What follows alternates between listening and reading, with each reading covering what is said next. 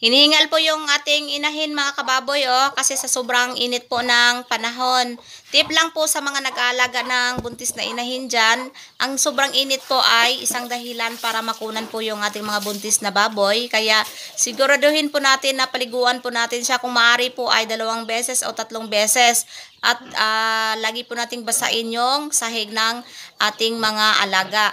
So, ngayon po mga kababoy, 92 days na po ang ating tiyan ng inahin at good news po dahil gumagalaw na po yung mga biik niya sa tiyan, kaya confirm po talaga na buntis yung ating inahin.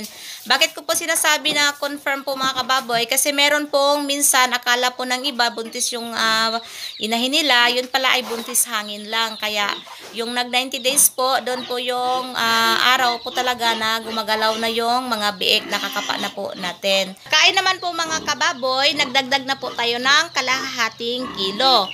Simula po noong 21 days hanggang sa nag 90 days, talagang 2 kilo lang po talaga yung pinapakain natin. 1 kilo na feeds at 1 kilo na darak ng mais. Mga kababoy, first time po natin gumamit ng mixed feeding, kaya abangan po natin kung ano yung magiging resulta sa mga biik ng ating alaga. Sa ngayon ay nagdagdag tayo ng kalahating kilo, kaya kumakain na po yung ating inahin ng 2.5 kilograms bawat araw. So, kayo na lang po ang bahalang mag-ano niyan mga kababoy. Basta ang ratio po ng pagkain natin ay 50-50. 50 na darak at 50 po na developer. So ito na po yung katawan ng ating inahin. Talagang mabilog na po siya mga kababoy. At pansinin nyo po yung didi niya po ay talagang bagsak na po. At yung kulay niya po ay nagpipinkish na mga kababoy. Yan, masiglang-masigla na po yung mga didi ng ating inahin at malapit na po yan sila magkaroon ng gatas. Pero sa 100 days, dun po yung pagpapalit natin ng lactating feeds. Pansin nyo po mga kababoy, hindi na po kumukulubot yung tiyan ng ating inahin.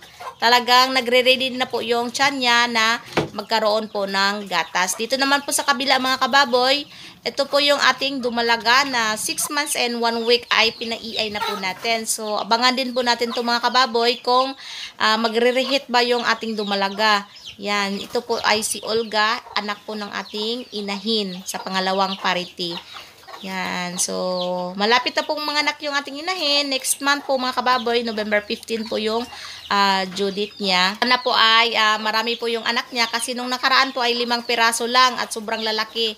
Kaya ngayon po ay control po talaga tayo sa pagkain. Happy farming po sa lahat!